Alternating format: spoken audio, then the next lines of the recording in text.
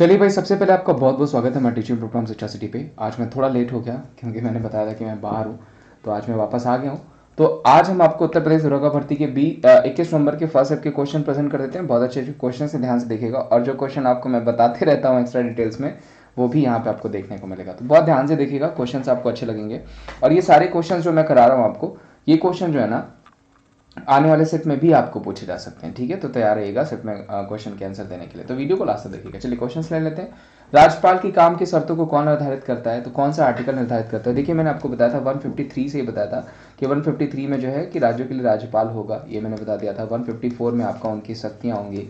155 में वो जो है एज अ पर्सन अपॉइंट हो जाते हैं। ठीक है, उनके खिलाफ इम्पीचमेंट नहीं लाया जा सकता, लेकिन उनकी जो ड्यूटीज़ है उसको मेंशन किया गया 159 में। ध्यान रखिएगा, उनके शर्तों को उनके जो काम की शर्तों को किस में निर्धारित किया गया है?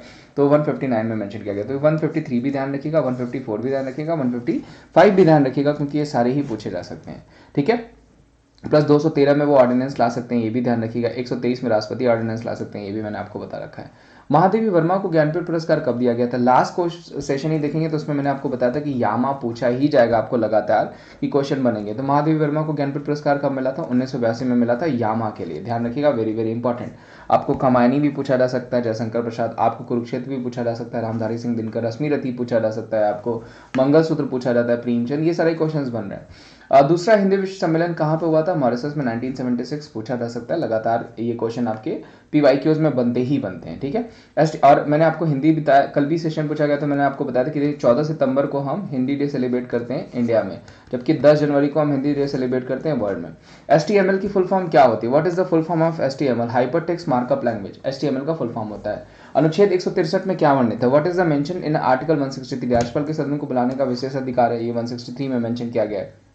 जबकि जो है कि राष्ट्रपति की बात करें तो 108वें आर्टिकल में राष्ट्रपति जॉइंट सेशन बुला सकते हैं, ये भी मैंने आपको बता रखा है।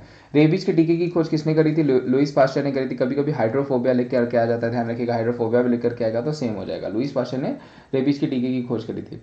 संविधान में 22 भाषाओं का उल्लेख किस अनुसूची में दिया गया? 8वीं अनुसूची में। Very very easy. हिंदी गद्यांश जवाहरलाल नेहरू से संबंधित एक पूछा गया था आपको। ठीक है, उसके अलावा अकबर के पिता का किताब किस वन से संबंधित है? तो जाहिर सी बात है भाई, अकबर के पिता थे हुमायूं। ठीक है, और ये सारे लोग किस वन से संबंधित है? मुगल वन से। मैंने आपको बता रखा है कि 1526 से 1857 तक मुगल काल चला है। 1526 से 1857 तक मुगल काल चला है।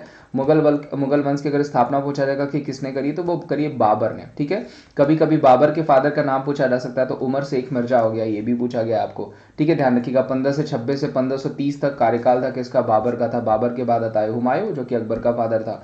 ठीक है, हुमायूं की दीन बना की सीढ़ियों से गिर करके डेथ हो जाती है, जो कि पूछा जाता है। हुमायूं के 2 युद्ध पूछे जा सकते हैं, 1539 और 1540। एक हो जाएगा आपका जो है कि चौसा का, एक हो जाएगा आपका बिलग्राम का। ये सब युद्ध पूछे जा सकते हैं हुमायूं से। हुमायूं नामा किसने लिखी थी? तो गुलबदन बेगम ने लिखी थी, ये भी पूछा जा सकता है आपको। तो ये सारे क्वेश्चंस बनेंगे। फिर 1556 से 1605 तक चला अकबर का कार्यकाल, ये भी पूछा जा सकता है आपको। अकबर ने आपका 1582 में जो है कि दीन इलाही धर्म की स्टैब्लिशमेंट करी। 1571 में आपका फतेहपुर सिकरी बनवाया। तो ये सारे क्वेश्चंस आपको देखने को मिल सकते हैं, बन सकते हैं। एक वर्ष का कैलेंडर आने वाले के बाद कितने साल के बाद यूज किया जा सकता है? तो देखिए, एक वर्ष का कैलेंडर जनरली 6 साल बाद, 11 साल बाद फिर से रिपीट होता है। तो अगर आपने रीजनिंग का सेशन पढ़ा होगा कैलेंडर वाला, तो उसमें मिला होगा एक वर्ष का कैलेंडर आने के बाद कितने साल के बाद यूज किया जा सकता है? तो 6 साल 11 साल के बाद चांसेस होते हैं कि इसको फिर सेम बदल जाता है। अनुच्छेद 32 में क्या है? लगातार मैं आपको पूछ रहा हूँ कि 12 से 35 में देखिए आपको पूछा ही जाएगा। आपका आर्टिकल 32 देखिए यहाँ पे पूछ लिया गया। मैंने कहा था कि आपको कॉन्स्टिट्यूशन ऑफ रेमेडीज पूछा ही जाएगा। मैंने बताया था आपकी 14 से 18, ध्यान रखिएगा, ये हो गया समानता का अधिकार। ठीक है, उसके बाद मैंने आपको बताया था 19 से 22, ये हो गया स्वतंत्रता का अधिकार। फिर मैंने बताया था 25 से 28, ये हो गया आपको धार्मिक स्वतंत्रता का अधिकार। उसके बाद मैंने बताया था आपको कि 32 कंफर्म पूछा जाएगा, क्योंकि उसको हार्ट ऑफ, एक तरीके से कहा जाए तो हार्ट ऑफ कॉन्स्टिट्यूशन कहा जाता है। और संवैधानिक उपचारों का अधिकार भी जो है वो आर्टिकल 32 में ही बताया गया। तो 32 आपको इंपॉर्टेंट पूछा जा सकता है। वाच्य के कितने प्रकार होते हैं? 1 कर्तव्यवाच्य, 2 कर्मवाच्य, 3 भाववाच्य, ये भी पूछा गया था आपको। अखिल भारतीय सेवाएं लगातार रिपीट हुआ है, 312 और 315 में मेंशन किया गया, ध्यान रखिएगा। अखिल भारतीय सेवाओं को किन अनुच्छेद में वर्णित किया गया? तो 312।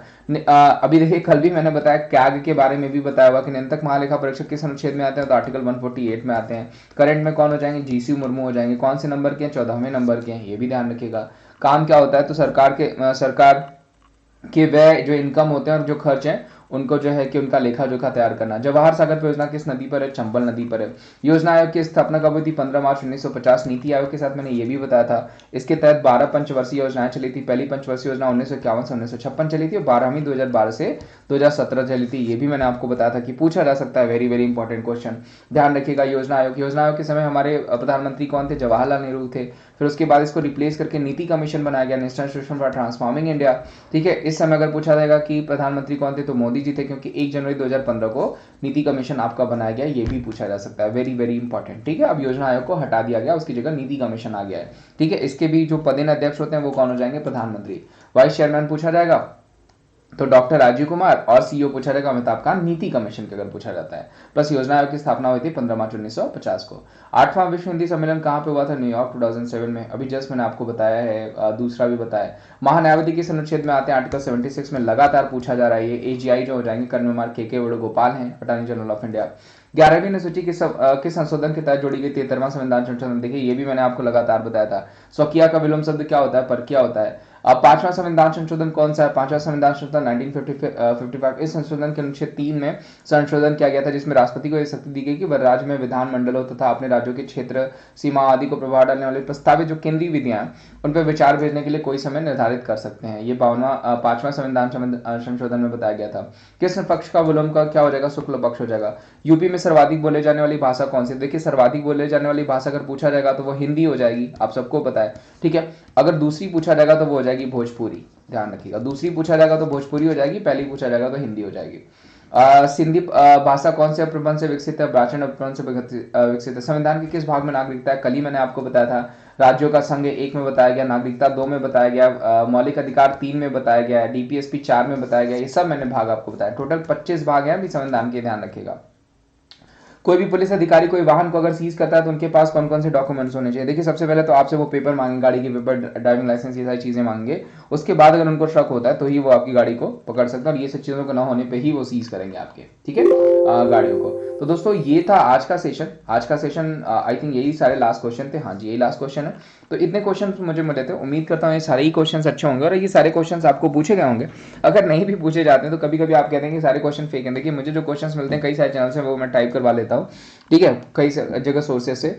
उसके बाद जो है कि आपको पूरी कोशिश की जाती है यार जेन्युइन क्वेश्चन ही प्रेजेंट किया जाए, क्योंकि इतना मेहनत करके आदमी जेन्युइन क्वेश्चन ही प्रेजेंट करना चाहेगा। तो मैं बस यही कहता हूँ कि आप लाइक करिए, और ये आपके वेलफेयरिंग के लिए ही प्रेजेंट किया जाता है कि नहीं ये क्वेश्चंस आए, और ये आते भी हैं इसमें से मोस्टली क्वेश्चन, तो उनको ध्यान में रख करके किया जाता है। तो मैं यही कहूँगा वीडियो को लाइक करेगा, चैनल पर नया होगा तो चैनल को जरूर सब्सक्राइब करेगा, वीडियोज को शेयर करेगा। और उसके अलावा मैंने आपको बता रखा है कि मैं अकेडमी पे भी पढ़ाता हूँ। अकेडमी पे मेरी फ्री क्लासेस लेने के लिए आपको क्या करना होता है, अनअकैडमी एप्लीकेशन इंस्टॉल करना होता है प्ले स्टोर से जाकर के, और जैसे ही प्ले स्टोर से इंस्टॉल कर लेंगे आपको Vimlis@14 एक अनलॉक कोड मांगता है, जिससे क्या हो जाएगा कि आप फ्री में क्लासेस देख सकते हैं। और कल को अगर पेड क्लासेस भी अगर लेनी, अगर आपका मन बनता है, उसके लिए भी Vimlis@14 कोड ही यूज़ किया जाता है। उसके बाद आपको बहुत सारे बेनिफिट्स मिल जाते हैं, जैसे complete syllabus, regular drafting session, unlimited e notes हो गए, आइकॉनिक बैच कोर्सेज हो गए, क्लब में बैच कोर्स हो गया, रीज एंड का ऑप्शन है वहाँ पे, 1 मंथ से लेकर 24 मंथ तक सब्सक्रिप्शन ऑप्शन है, जिसमें भी आप कोड यूज करके Vimlis@14 वहाँ पे सब्सक्रिप्शन आप पा सकते हैं, और ऑल सेट हो जाते हैं एग्जाम्स को क्रैक करने के लिए। तो थैंक यू सो मच, आने वाले एग्जाम्स के लिए ऑल द बेस्ट। जैसे ही मुझे सेकंड और थर्ड शिफ्ट का जो आपको क्वेश्चन है ना, मैं रात को एक साथ ही प्रेजेंट कर दूंगा, ताकि आपको एक साथ ही दोनों सेशंस को देख लें। और जो लोग थर्ड शिफ्ट में ये पेपर यही आप सिर्फ देख करके जाए, आपको काफी अच्छा लगेगा। थैंक यू सो मच, मिलते हैं हम आपको नेक्स्ट सेशन में नए रिव्यूज के साथ। Thank you so much.